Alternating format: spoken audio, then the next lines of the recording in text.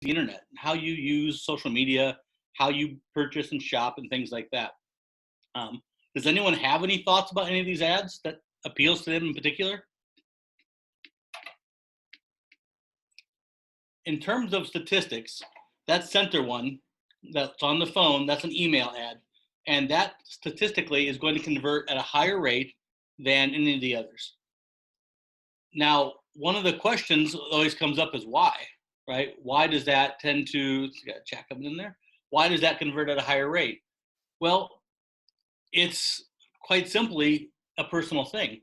I'm sending you an email with your name on it. There's no discovery needed. You already know me. You know my brand. You know my business. You've been to my site. You've committed to at least putting in your email, at least to get a free offer or 10% discount or something. So I don't have to go through the discovery battle that I do with SEO or with social media. I already have that. So now it's just a personalized communication. Me, the business owner, is sending you an email with your name on it, and it feels nice. We like that. So that's one of the biggest points to email marketing, and we're going to go through that several times because over and over again, we'll see that email marketing is relational more often than transactional. And what I mean by that is simply, if you go to McDonald's, you throw them $1, you get a cheeseburger. Well, it's not $1 anymore, right? But you get a cheeseburger, and maybe they say thanks, and that's about all you expect. That's a transaction, and that's fine and good. I guess that gets the point done. But with email marketing, you want more of a relational experience, with just like content marketing. You want it to resonate with that audience. You want it to feel personalized. You want it to be kind of a warm, fuzzy feeling. And with that, you see conversion rates that go up 2, 3, 4 times over what you see with other marketing aspects, channels. So 40 times percent more effective at acquiring new customers than Facebook and Twitter. Now, I'll put a caveat to this little thing here from McKinsey.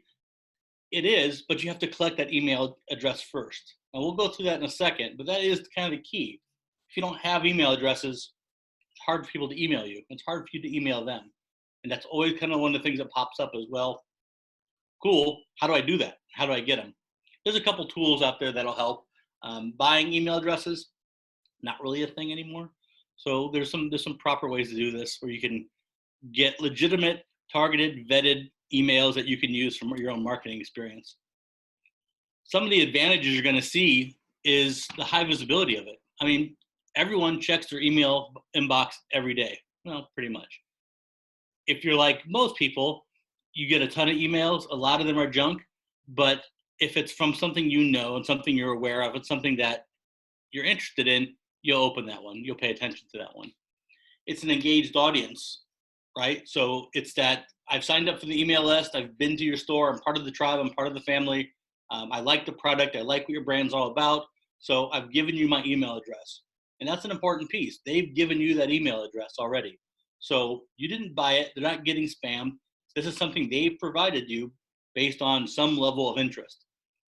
Targeted and personal. Well, we talked about that a little bit with the relational part, but going a step further, you can segment and target these customers by, order value, gender, purchase history, the kind of things they buy, all kinds of different things. And when you do that, you wind up sending the right message to the right person in the right way, which kind of goes back to that, number one, right? That engaged, or number two, that engaged audience. Suddenly they're engaged, and now they're getting something that's personalized and targeted just for them based on the interest they've shown in your store. High return on investment. Hey, it's a high conversion rate, and frankly, it costs just pennies per lead. It's really, really, really cheap in terms of sales per lead. When you look at things like Facebook and Instagram, they're effective and they're affordable, but there's a lot of chaff. You send out an ad and it gets seen by 100,000 people, but you know that even though your best interest, you did your best job targeting, you know that these people are at best, 50% of them are not really interested. They just happen to kind of cross into that demographic pool somewhere at best. More likely 10% of them are interested, and the rest, maybe, maybe not. It's your best guess. And then it's easy to get started. There's a low cost to start. You're just basically paying for a platform, whether it's Wix or Shopify or Squarespace or whatever you're using. There's plenty of apps that help you do this. and they're all really affordable to use. So as we, there we go. So some of the essentials, one's going to be content, and that's going to be the well-written copy, the visually engaging content.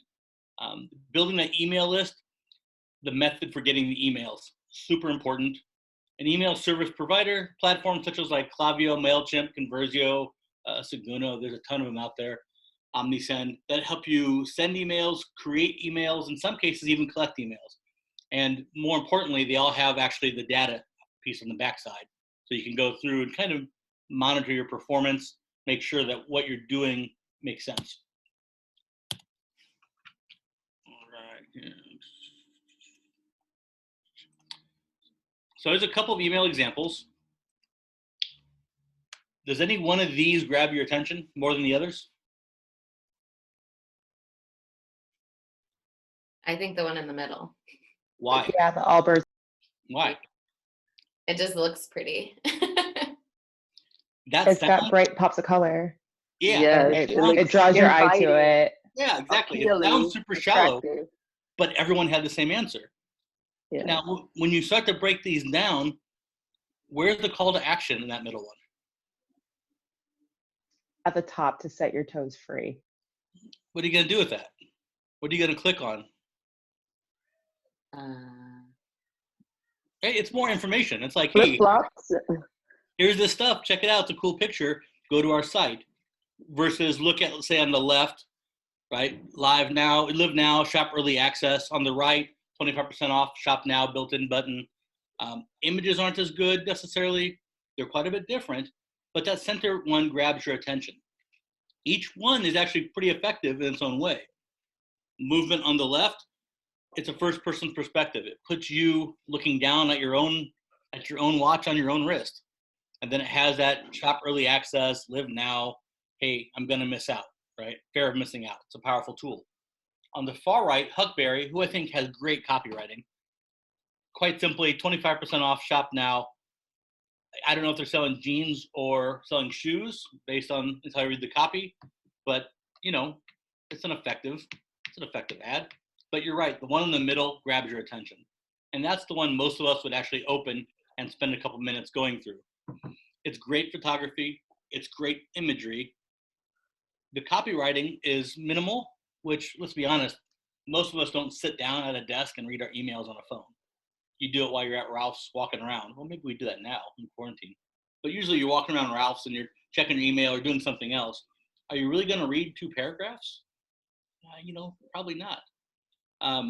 So a couple things to take note of are that ratio of image to copy, and make sure you have lifestyle photography.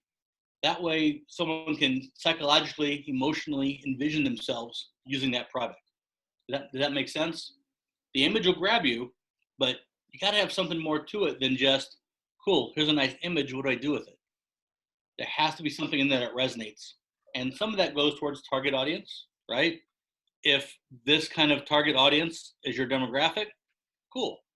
If that was sent to a senior citizen living in Bel Air who's essentially not going to pools anymore, might be a bit of a miss. So it definitely needs to be taken into consideration who your target audience is. Now, let's break this down a little bit. There we go.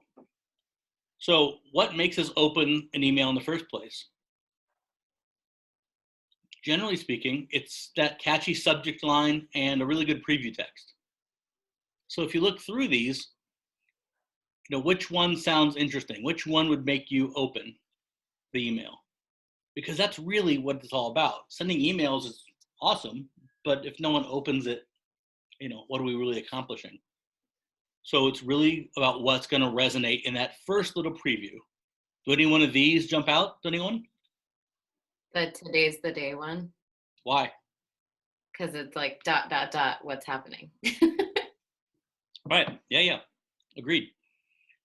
Don't do a subject line or a preview text with all capital letters. Don't use be careful using someone's first name. Don't use things that you think are clever, like, hey, it's me. Remember me? That's just creepy. No one wants to be creeped out by an email they're going to get. Keep it professional. Keep the subject line short, sweet, simple, captivating. And then that preview text is something that's going to be about 50 characters. So if you can't get your message in those first 50 characters, really think about maybe going back and changing that up a little bit. If you look at Allbirds here, our new sweet shoe is here, meet the Sugar Zephyr. Well, it's good and bad, right? I don't know what a Sugar Zephyr is. I guess it's a shoe. So if I'm into Allbirds and I'm into shoes, that would resonate with me. If not, I may not know what a Sugar Zephyr is. It may not really do much with me. Huckberry, Fort Knox the bags, win $1,500 in gear. Sometimes that kind of a preview text can come across as a little bit spammy. Where's the value add? I'm getting sent a contest, something I got to do something about or get involved in. So your customers and your potential customers. It's really about writing to them and beginning to understand what makes them click, what makes them open an email. And that's where the data portion will come in, is seeing, hey, if I sent out an email that says, meet the Sugar Zephyr, and no one opened it, next time maybe I got to change that up a little bit until you find that magic, that sweet combination between preview text and subject line. Each one of these is very different. Each one of these is effective, and there's good and bads about each one of them. I don't think any of these are the perfect one, honestly. The first one, movement, cuts off a little bit, and your meeting director of brand marketing, why do I care about that necessarily? If that's an interview or a blog or a podcast, something like that, maybe let me know. If it's just a profile of an employee, that's nice, but that's not really making me want to open that right now at this moment. And I don't know about you, but I have, at any given time, a whole lot of emails that aren't opened. So it better catch my attention and make me take action now. Otherwise, it's going to fall down there into those unread emails. And, I never go back through those. Most people don't. Once we open an email, now we're talking about click-throughs and conversion rates and all these good things. What makes us actually buy the product? And that's actually not just the image, it's also the copywriting. So a great image maybe get you in the door, but a great copy is going to get that sale. It's going to connect you to that image. It's going to help put all the pieces together. It's going to communicate that value proposition. It's going to be something that resonates with your target audience. And then hopefully, if it's done well, there's going to be a call to action. There's going to be some way to reduce clicks and friction to get to your site. For example, on this one we're looking at, if I want to go check out this product, I have to go back out of this email, go into Google, type in Allbirds, go to their site, search their site, figure out where the hell these Zephyrs are and what they are, and then find them. You start losing customers and losing conversions, the more you're asking of customers to do. Ideally, this would say shop now, and it takes you right to that product page. Nice and easy, one click. Might be a missed opportunity for them. No, they're a great company, so I'm sure they're doing okay. But the more clicks you can reduce, the more likely you're going to convert. As a rule of thumb, make sure whatever you're saying, you're adding value to that customer and making it easy for them to take action. Otherwise, you've sent them something that looks really pretty and it has some interesting things to read, but in terms of actually getting them to act, taking that next step and clicking on something, you've made it a little bit hard for them. So we have an idea of kind of what we want to send, how we want to send it, what we want it to look like, how we want to compose it. What we need to do is get the email lists. We need to get emails collected. A couple tactics that work really well. These are some of the biggest ones. Opt-in forms. Everyone knows those pop-ups. We all hate them. Everybody hates them. But they work. They're up to 70% more effective at at collecting email addresses than that little thing on the bottom of the page that nobody ever goes down to and fills out. They're wildly more brandable, customizable. In the best case scenarios, they actually add value to your business, to your homepage, or wherever you have them landing at. They can present some unique value propositions. They can help communicate your brand in a way that is separate from your homepage, and they can actually look just like a natural part of your page. There's apps like Privy and Klaviyo, they have their own. There's some that look really, really good, and if you spend the time to customize them, they really are effective and nice looking. Social giveaways are another great way to do that by collecting email addresses and offering a prize, essentially. We're going to look at a couple of these real quick. This is a pop-up, and this is a pretty basic, nothing too frilly here. Now, a couple things to pay attention to is they're not necessarily giving away money. Nowhere in here are they giving you 10%, right? They're just advertising, hey, we have 10% products in here. Maybe there's a sale in here for $10 deals. Also the verbiage, no, I'll pay full price. Nobody wants to say that. Nobody likes to say no. Nobody likes to say, hey, no, don't give me a deal, I'll pay full price. That's not something people want to do. So realistically, this kind of copywriting in here can actually help people click through. Here we see again. Now this one, they're giving 10% off your first order when you join the list. And then give me 10%. So it's a call to action. Now, one thing I would caution against is making this really any harder to find than it is. Nothing is more frustrating than having a black X up in the corner that you can't find. Oh, it's maddening. I hate that. Make it easy for your customer to get in or get out, because really they're on your site and they want to look at your site. If they don't want to give you your email address, cool. You don't need to win 100% of the battles, but make sure they can actually access your site, because if you make this too complex to get out, they're just going to hit that back button and they're out altogether. Now, all the way at the bottom on virtually everything you've ever seen, there's this in the bottom. And a vast majority of shoppers don't go to the bottom of the page. And even when they do, they probably aren't going to go down there and engage with something at the very bottom in all that content. And if they did, it's probably going to be because they're looking for something. They're looking for a policy, they're looking for a guide, they're looking for a way to get some information, not to scroll all the way to the bottom and then give you an email address, something like that. One thing that is cool you see sometimes is where they'll say like stay connected, for example, sign up for TV news, different kind of verbiage, things like that is nice. But just down here, email address, join, sign up for TV news, it's just not going to be terribly effective. I would never rely on that as your primary way to capture email addresses. Social media giveaway, Movement kills it. They do this quite a bit. And as you can see, this isn't even a sponsored post necessarily. What's kind of cool about this is that basically you click in the link, you sign up for early access, you tag 2 friends in the post. So one of the things that's kind of cool is you start doing the math. 37,000 likes. Let's say 50% of them tag 2 friends in that post.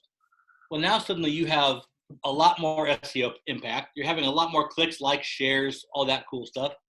You have a lot more data points, right? Tagging 2 friends. You have a lot more data points to work with. And what did it cost them? They're giving away 3 watches. So, maybe it cost them $100. Potentially they wind up with, 30,000 new data points to use for marketing or anything else later on, plus the SEO benefit of all these likes and clicks and shares and all that good stuff. For $100, that's a great return on investment.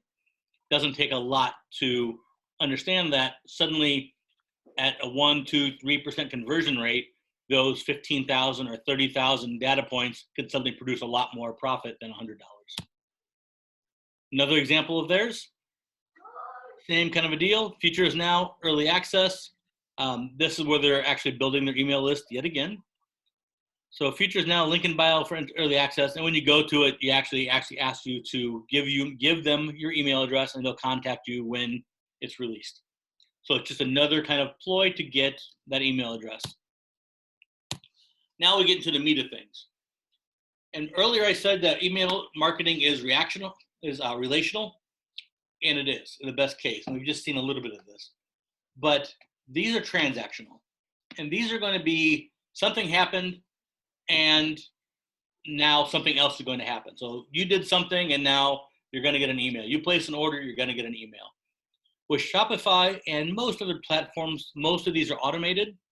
You just have to go in and kind of edit them to make them look proper. Otherwise, it's a pretty generic template. Here's 3 examples of transactional emails.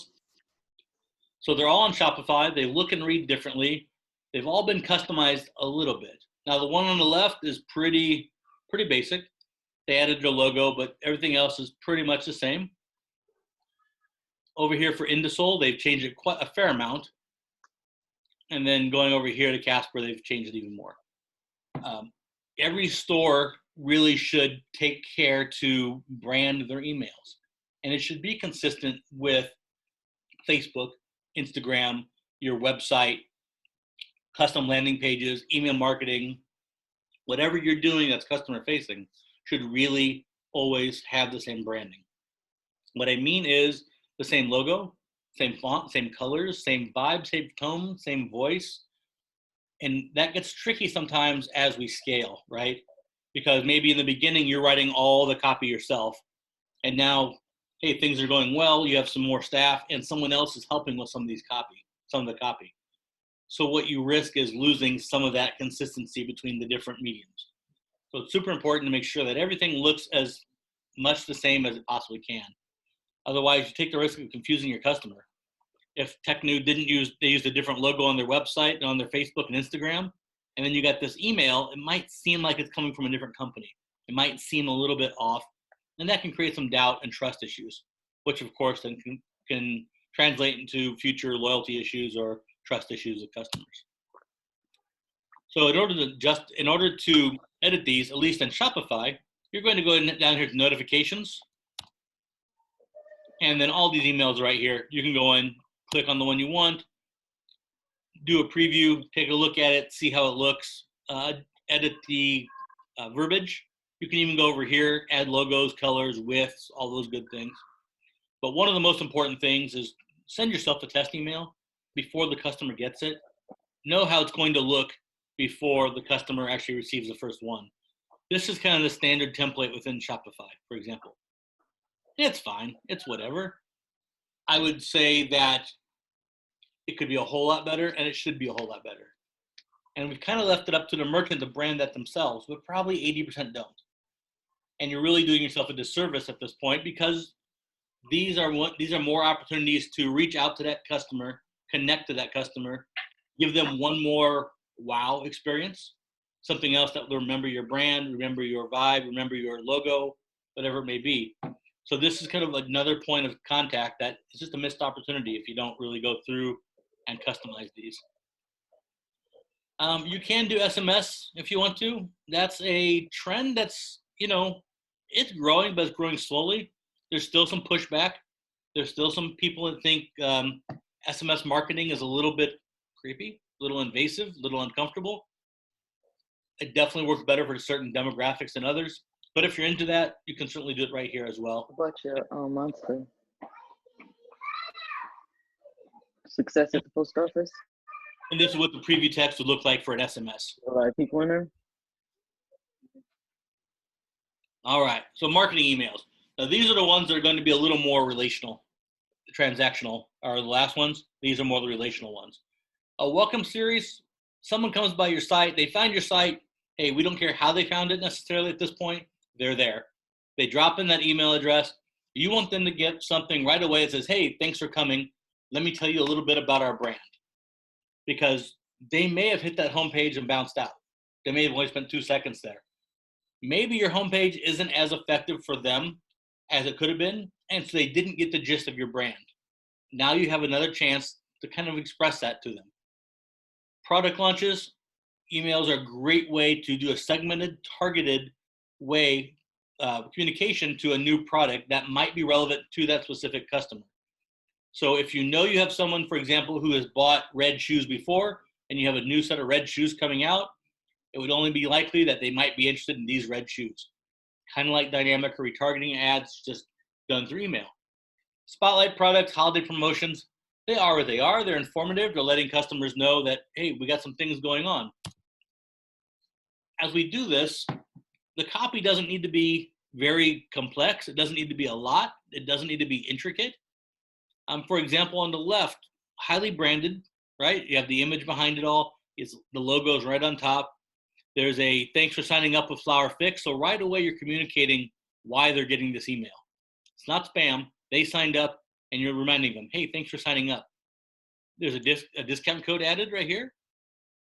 So there's a value add to them off their first workshop, and then a call to action. So they don't have to remember who was this site, why did I go there, how do I find it again? They can click the button and go. Followed by a small amount of copy down here with, what we know is not a handwritten signature, but it looks like a signature, which feels more personal, more personalized. On the right, for example, a little more cut and dry. Shop men's, shop women's. This is their value proposition. We believe style shouldn't break the bank. And then a little copy at the bottom, out with the old, in with the new. Pretty straight ahead, pretty simple. These will resonate differently with different audiences. An effective welcome email has a couple different goals. One is to welcome new subscribers, obviously, but two, it's to give an incentive to purchase or somehow engage with that brand. It's to connect with subscribers on other channels, or maybe having them check out your Instagram or your YouTube page. And really, you want to always make sure you're thanking them for subscribing so they remember why they're here. And that could be done by saying welcome to, or thanks for signing up. Set some transparent expectations in terms of what it is about your business, what is it, why they're getting this, how often they'll get this, things like that. Personalize the message is maybe the biggest takeaway.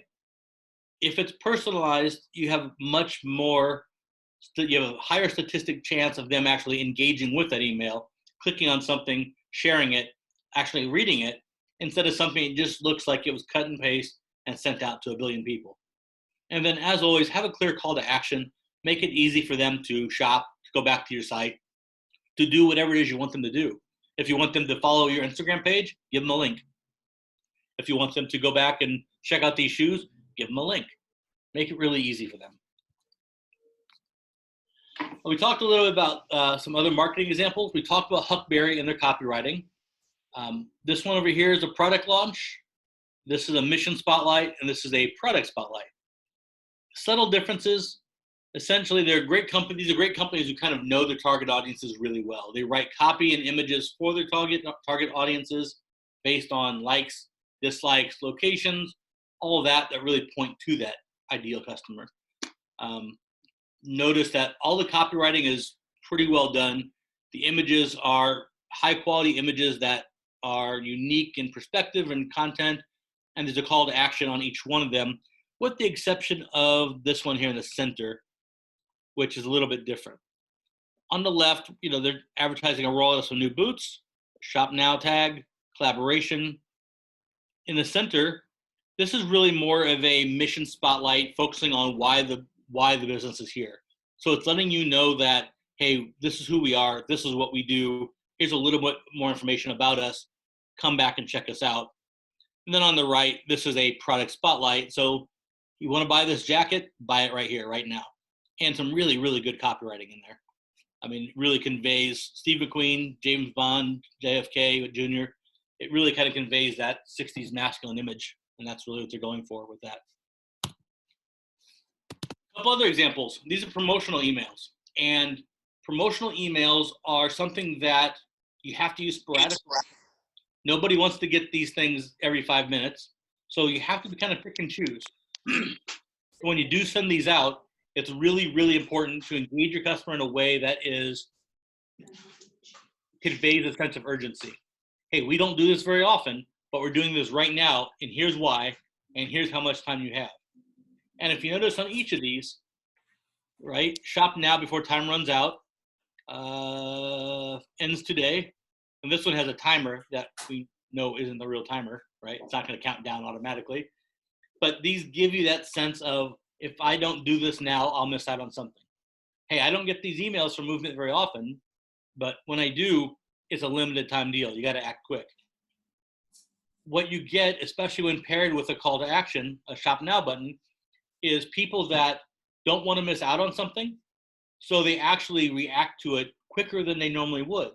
They don't want to miss out. They are doing whatever they're doing, and they just are going to do it right now, instead of, I'll tuck it in my inbox and I'll come back to it in 2 days, because in 2 days, the deal's gone. So it's an effective tool, especially when used sporadically. Now, probably the single biggest question we get is about email service providers. Most of you have heard of MailChimp, and probably everyone knows that Shopify and MailChimp had a bit of an ugly divorce last year.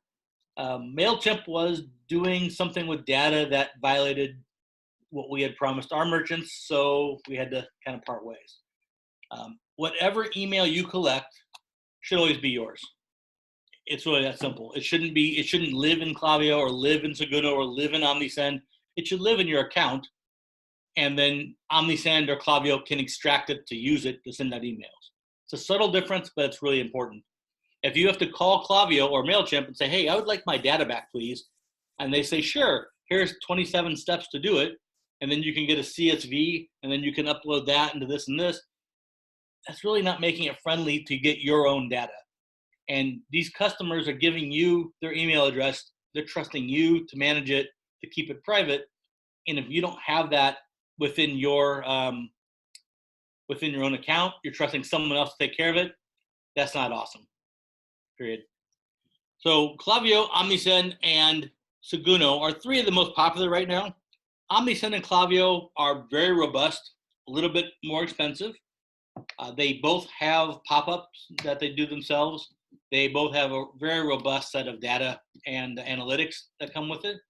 They can be a little challenging to navigate in the beginning in terms of the interface, but both have really high quality templates, have a lot of segmentation power. They're great tools. Seguno is a little more budget friendly. It works just like the Shopify admin, oddly enough. Super, super easy to use, really affordable.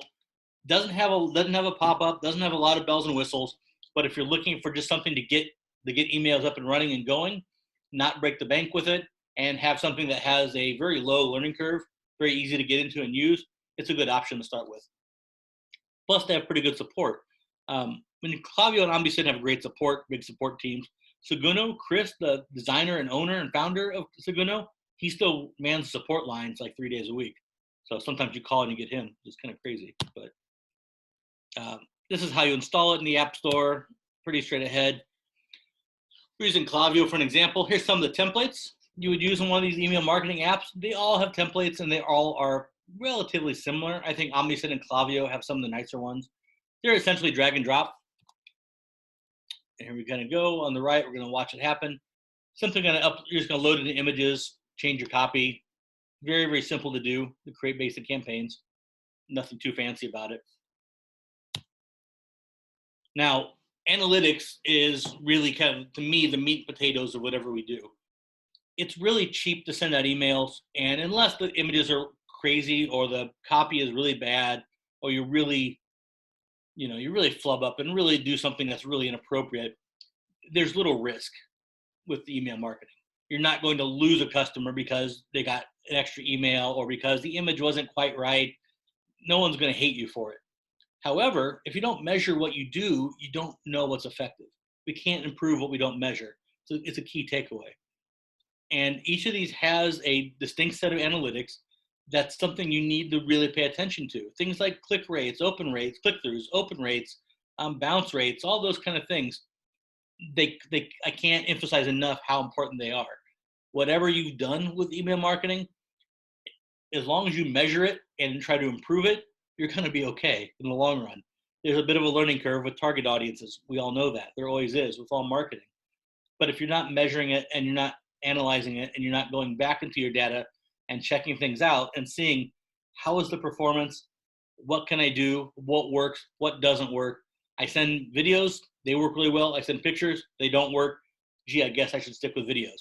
It's a pretty simple process to go through, but you really have to take the time to kind of learn how to read each dashboard and understand the benefits, the pros and the cons. A few best practices, and then we'll go through some questions. One, personalize the message and personalize it on both ends. Use the merchant's name, use the customer's name. Make sure that that message is going to the right person at the right time, showing the right content. And put your name on it or put your company name on it. Make it feel like it was intended to be sent from a person to a person. The best way I can say it.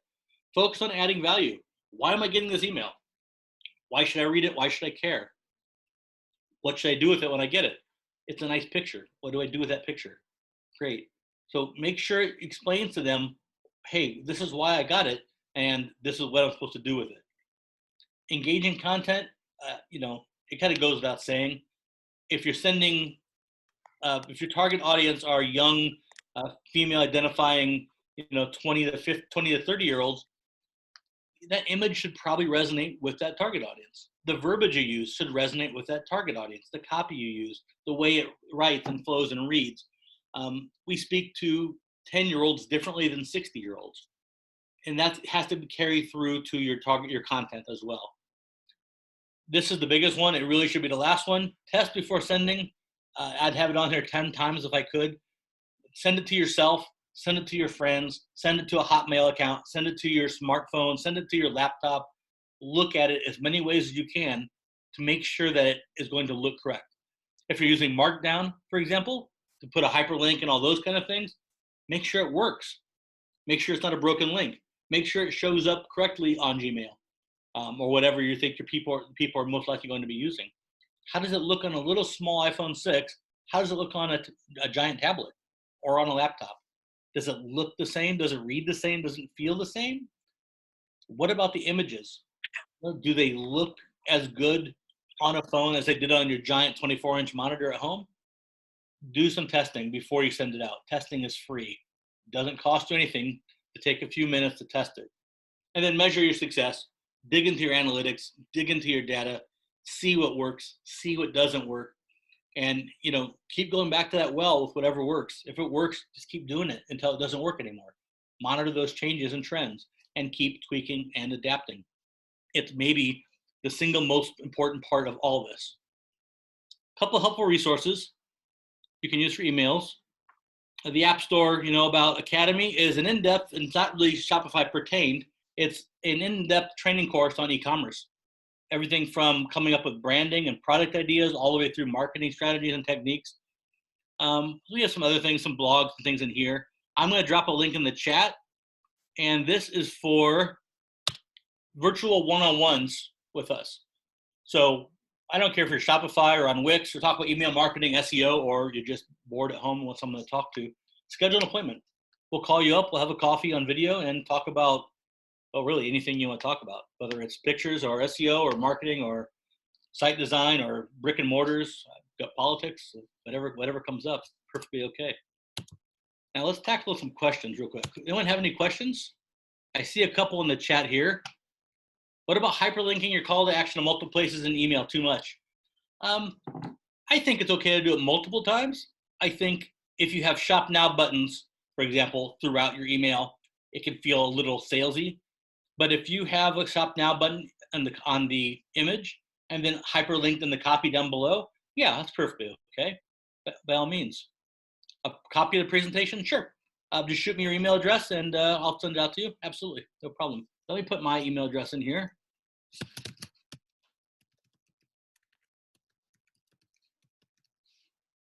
My direct email address. You can always shoot it to me and I'll reply back to it. So best practice. What are best practices in terms of email marketing when you're selling a service rather than a physical product?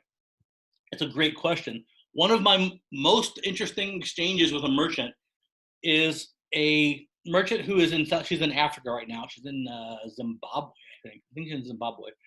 Her husband works for the embassy and she does financial consulting services. And she does that through a Shopify store where she essentially sells blocks of time as her project. So you would buy a 30-minute block of time. She'll call you on a Hangout or a Zoom or a Skype or whatever. You have your face-to-face meeting. She follows up with an email. Pretty simple concept. For her, you're not seeing the link or the email address? Okay. Interesting. What's in here again and see.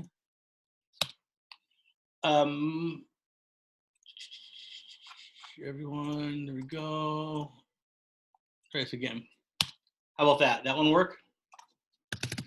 So she sells blocks of time, and essentially what she does with her email marketing is she includes a lot of value add. This is why you should link with me. This is why you should contact me. This is why I'm in this position. This is why I started this business. This is my expertise. So for her, email marketing is largely about building trust. It's about trusting her with that service instead of selling a product. And it's not really trying to find like, okay, this person likes red shoes, this one likes black shoes and whatever. It's more about trusting her expertise. She is the product and she is the brand. So that's one of the, there you go. So that's definitely one of the best practices is building that trust battery with your customers and your potential customers by explaining to them via email why they should be trusting you. Personal photos rather than stock, a lot of events, hot classes. So the question is it okay to use personal photos rather than stock photos? I do a lot of events and host classes and take many photos. I use them in my email marketing, but I'm sure some people would tell me not to. I think personal photos are great. I think the more personalized you can make your business and it still resonates with a wide target audience, the better you're going to be. I would caution against making sure that you don't have, if I was going to take a group photo of everyone's image here on Zoom and send that out to 5,000 people or 50,000 people, all of you might not feel so good about that. So making sure that you don't have other people in the images necessarily, that, if you're going to have other people in the images, make sure it's okay or they're not identifiable. It's the back of the head or something. But shy of that, I think personalized photos are tremendous. They're great. Let's see, another question here. I'm switching from MailChimp to Klaviyo. Design-wise, is Klaviyo easier to navigate? MailChimp formatting was super boring to me. Well, I have good news and bad news for you. Klaviyo's isn't easier to navigate. However, it's much better. You're going to find formats and templates and bells and whistles and functionality that is far superior, both in quality and the amount, the sheer quantity of it, than you would find on MailChimp. The downside, of course, that's a little more expensive. You get what you pay for. Their interface is not as easy to use as MailChimp's. MailChimp's was pretty affordable, super easy to use, low bar of entrance, and that's why people really kind of liked it so much. Unfortunately, MailChimp is kind of doing their own thing a little bit, so we are seeing a lot of migration to other platforms from there, and none of them are really as easy to use. I would say Seguno is the easiest to use, but unfortunately, their templates are not going to be anything that probably wows you. They're pretty limited in terms of how many they have and the bells and whistles. Klaviyo is probably a good stepping stone. They have really good tutorials online. They'll do a walkthrough video with you, and they have good support. So once you kind of get over that learning curve, you'll be in good shape. Let's see. Any other questions about email marketing, e-commerce in general, Shopify? Oh yeah, I had one more. Sorry, I just typed it in. But what plan would you recommend in Klaviyo for like a small mailing list, like 100 to 300? Yeah, that's a good question. Because obviously I'm trying to save money, but I want it to be effective. Yeah, so with Klaviyo, you really are getting the same plan depending on. I have to look at their plan to remember off the top of my head, but you're getting the same bells and whistles for the most part with each plan. It's just the pricing structure changes a little bit. Just remember that when you're using a pop-up, even if you're getting 20 a day times 30 days, suddenly in 6 months or 4 months or 3 months, you can have a whole lot more emails than you have right now. So you kind of got to think a few months ahead of where you're at. If you have 100 or 100 to 300 right now, you're probably going to be closer to 1,000 in another month, 2 months, 3 months down the road if you have an effective pop-up going. So whatever plan you probably would need to be on in 3 months is probably the one I would choose based on the kind of growth you anticipate. Got it. In general, in the general barrage of receiving emails, is there a schedule of how often to send to stay on top of mind, but not overwhelm you and annoy your customers? So if you're an office worker, well, which none of us are right now, right? But if you're an office worker, you're receiving more than 100 emails a day. I get 100 to 150 emails a day. So yeah, it is a barrage, and there's no way I could open them all. I do read the subject line and preview text of them all. At any given time, I have just a ton. Well, today is not bad. Only 23 I haven't read today. But in general, I have a ton. The best thing you can do is to make sure you nail the subject line and the preview text, and make sure you're really sending it to the right audience, the highly targeted, highly segmented audience. With that being said, each demographic has a different threshold or a different tolerance for how much they'll tolerate. Seniors are very different than millennials. in terms of how they use their computers and social media things. I would say in general, a newsletter monthly and then 1 or 2 other emails a month is fine. If you start doing 2 or 3 emails a week, you definitely risk people going, wow, this is just too much. Once a week is probably what I would say the threshold for, once a week is probably pushing the limit of what people will take in a sense. Now, you got to quantify that a little bit, because if you are a company like Fashion Nova and you're putting out new product literally daily, hundreds of items daily, then you have a customer base that's going to be expecting to get updates in real time almost. It's a little bit different. But for the average business, what do we really have to tell customers every day? I mean, how much is changing in our businesses and our product line and our offerings daily, or even every few days, that we need to communicate it that urgently? In most cases, it's better off to do weekly or bi-weekly, and then kind of sum things up with a monthly newsletter. Because remember, you're going to have product, you're going to have blogs, you're going to have a newsletter, you're going to have probably transactional emails when they come to your site or they order something or they cancel an order or something ships. Suddenly, someone could really be getting 12 or 15 emails a month from you between the different methods, and that's just simply too much. So you have to assume, I always use a rule of 5. If they're an active customer, they could get up to 5 emails from you. A welcome email, an order confirmation email, shipping confirmation email, so on and so forth, plus a monthly newsletter or blog or whatever you do monthly. So that's 5 a month right there. So anything else you add to that, just be careful. 1 or 2 more isn't going to probably break the bank. If you start sending people 3 and 4 emails a week, 6 or 7 a month, 10 a month, plus their whatever they order from you, it's going to be a lot. And you're going to start seeing unsubscribes. But that's really the key, right? Try it out.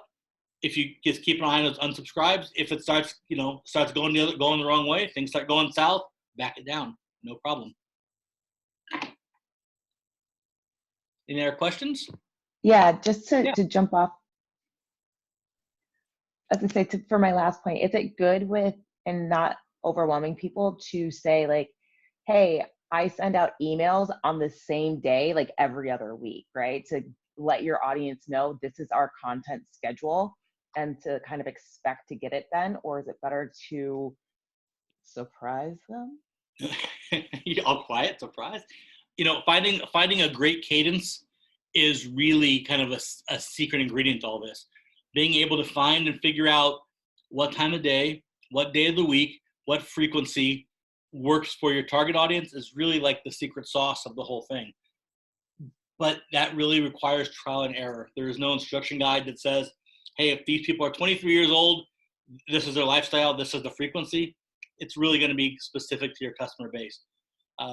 Generally speaking, I would start out being very consistent. Same day, same time, same type of email, same kind of format and feel, and monitor your analytics. And if things start to change or flex around, get a little weird, then make some changes, adapt and adjust. By all means, feel free to try some different things. Try twice a week. Try sending it in the evening. Try sending it in the morning.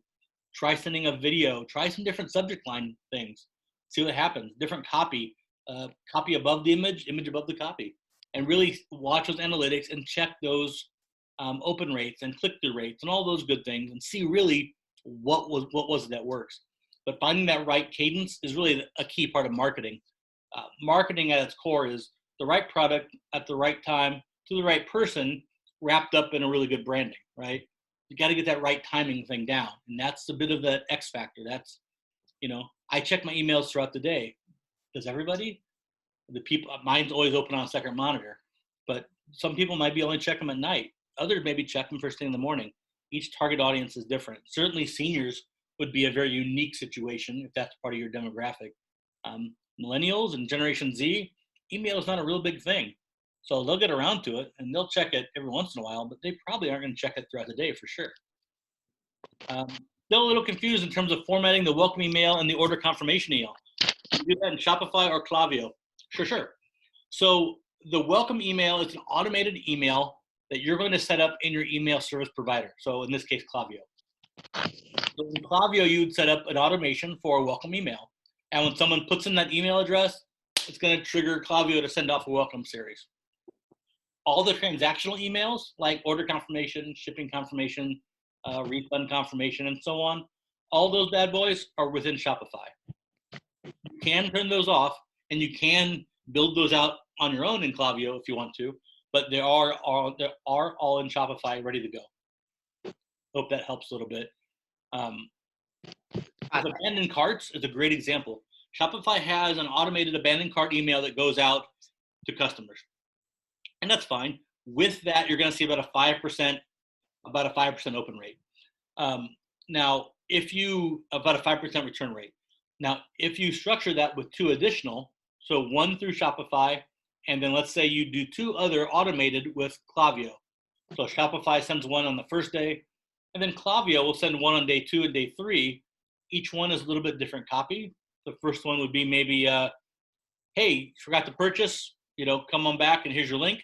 The second one is, hey, life gets busy. Looks like you forgot to finish checking out. Here's a little bit about our brand or about that product. And then the third one is really, hey, it's been a couple days. Looks like you forgot to complete that transaction. Come back in 24 hours, finish this transaction. You can take another 10% off. After that, they're done to you. Statistically, there's a cliff. They drop off, they're gone. But if you do that in a series of 3, you can recover as much as 30 or 40% of those abandoned checkouts. Now, that's using 2 different apps, and it is a little more time consuming to set all that up, but the return on it is suddenly, potentially thousands of dollars a month that you would have lost. It's just free money. It's kind of cool. That makes sense? That help answer questions? Yes. So I guess I do have an abandoned cart email through Klaviyo now. Okay. That I just set up as the Shopify plugin thing. Mm-hmm. So I could do the same thing with the order confirmation email like I did. Yeah. Okay. You just want to make sure that you turn off the ones in Shopify so that your customer doesn't get 2 order confirmation emails that look different. Got it. Okay. That wouldn't be ideal. Yeah. At all. Abandoned carts see about a 47% open rate. Click-through rate's about 29-30%, but that conversion rate's only about 5% on a single abandoned cart email. So, it's effective. It can be more effective with multiples. Any other questions? Couldn't go without coffee, so But if you have any other questions, feel free to reach out to me via email. Use that link I sent. I'll drop it here again. You can, by all means, drop this in here again. By all means, schedule a one-on-one appointment. Let's have a chat. We'll call each other up on video or whatever, share screen, and take a look at your store specifically. We'll look at analytics together, see what really works, what doesn't work, maybe some suggestions. If you're interested in other apps, we can check those out. It doesn't matter if you're on Shopify or Weebly, whatever you're using. It doesn't really matter. Let's just have a chat and see if everybody can make a little bit more money. These are kind of unprecedented times for business right now. And honestly, I think a lot of behaviors are going to change. If something happens for a few weeks, we kind of adapt and get around it. But this looks like this is going to be the way it is for a couple months, at least at the shortest. And after a few months, people's behaviors change. The way we did things is no longer the way we do things. People might buy toilet paper on Amazon now for the rest of their lives because of all of this. So, we're going to see a lot of this stuff change. And I think everything that's e-commerce, e-education, e-communication, whatever, I think all of that is going to become more and more relevant going forward, which is only going to really impact social media, email marketing, content marketing, all that kind of thing.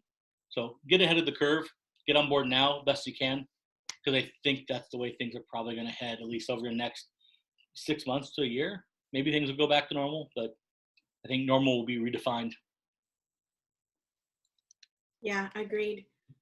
So you guys have a little bit more time if anybody wants to keep asking questions, because there isn't another programming happening right after this. And that this Zoom account is going to be open all day, so you guys can keep popping in and out throughout the day.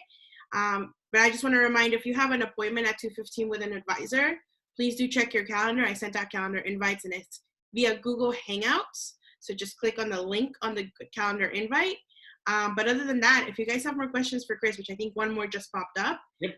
If he has time, he's welcome to stay on and help and answer questions. Yeah, so the question is, what's the best way to handle GDPR pop-ups? So that stands for General Data Protection and Regulation, and that's something that kind of came online, I think last year, give or take. It's one of those things that say, hey, we're using cookies on your site, or give information about what's going on your site. There's not really much you can do with that. Be compliant as best you can. It's really geared. The laws are a little different, and certainly probably want to check with more of a legal representative to be sure. But the laws are definitely geared more towards large corporations than they are towards smaller e-commerce, independent businesses, and things like that. With that being said, it kind of is like email marketing. Any app you use is going to have that unsubscribe on the bottom, right? If you're sending out emails via, for your business and they're from your Gmail private account, make sure you say, hey, please reply to unsubscribe. It's kind of the same thing. If something is going to say a pop-up that says unavailable due to legal reasons, or we recognize you're attempting to access the website from a country belonging to blah, blah, blah, it's really not, it's not an easy answer. It's not something that really falls within Shopify or within even your control for the most part. It's something that's going to be controlled largely by your internet service provider, by Chrome, by a lot of other factors, by your location is a big one. Each region has different regulations and laws for it. I'm certainly not an expert. I wish I could give you a better answer for that. It's just not something I'm an expert in by all means. What apps would I suggest, or is it something we can manually add by code? Oh, okay. Apps by code. Coding is probably the best way to go about it. That way it's consistent. With apps are based on triggers. So even the best apps to go into coding are still based on triggers. They're transactional. So with coding, it's something that's going to happen every time, consistently, and it's going to deliver the same message. Now, where it gets tricky again is there's different regions, different kind of restrictions based on different things, whether someone's coming from the European Economic Area or the US or wherever. So it's definitely something to make sure you're doing the right thing for the right area before you hard build it into your site. But let me actually drop in a link into the chat real quick. Let's see if I find one here. I'll drop a link into the chat real quick about GDPR pop-ups. It's, there's ways to block them, which I don't necessarily recommend. But give me a few minutes. I'll drop one in the chat here before I leave for sure.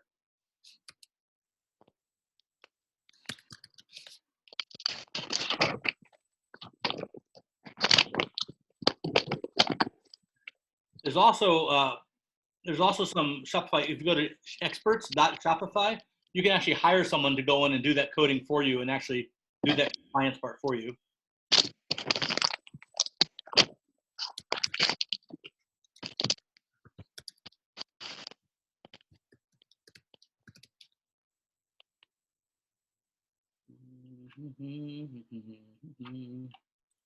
Find these guys real quick. Let's see here. Any other questions while I'm kind of hanging out, searching around here for these links? I can certainly get back to you more about that GDPR question. That's in case anyone knows, when you go to websites now and you get that whole thing that says, "Hey, we use cookies," for example. That's all part of that same compliance thing. It's annoying. Everybody hates it. It is what it is at this point. So Shopify experts, they are designers, developers, marketing people. They are people that do events, whatever kind of professional you would need. These are people that have done work with Shopify merchants in the past. They're vetted. They have a relationship with us. They don't work for Shopify, but they have that relationship. So if they kind of screw up, they're going to risk that relationship a little bit. But it's a good resource. And you can find people that are local here in LA. So you can just go sit down in an office and say, okay, here's what I need. Let's see what you got.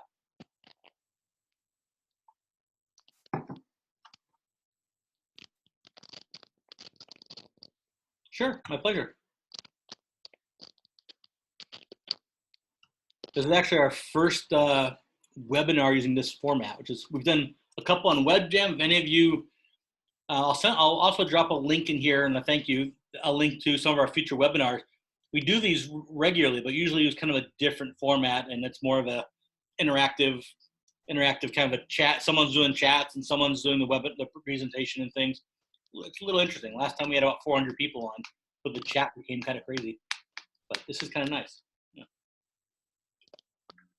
Any other questions for me? GDPR.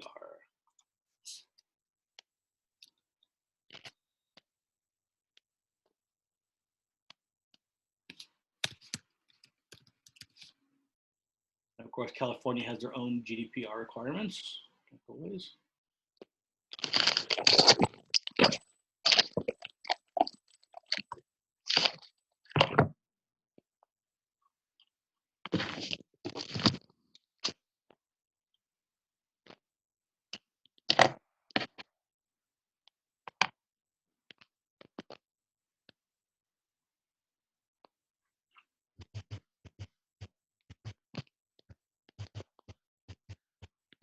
All right, cool. Well, if anyone has any other questions, just send me a private message or shoot me an email. I'll be here for a little while still. I'm going to drop a couple more links in the chat. But if you need anything, I'm here. I hope to talk to you guys soon.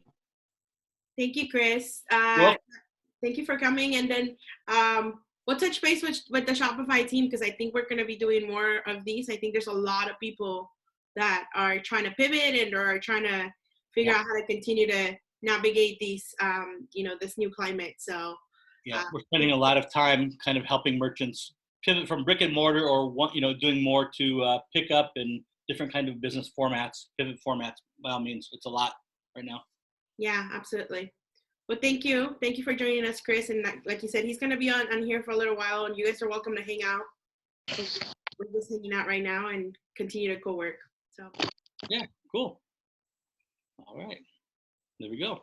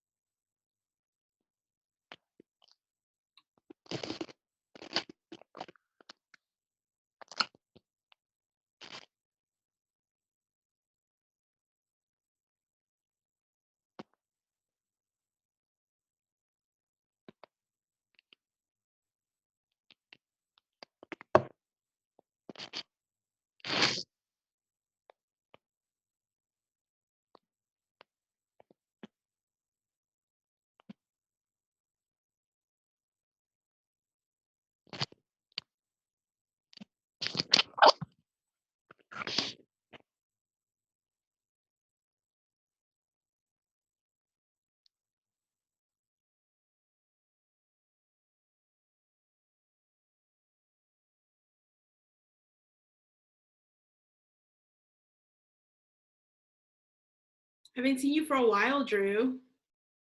And Lawrence, I don't know if Lawrence is listening or he's just hanging out too.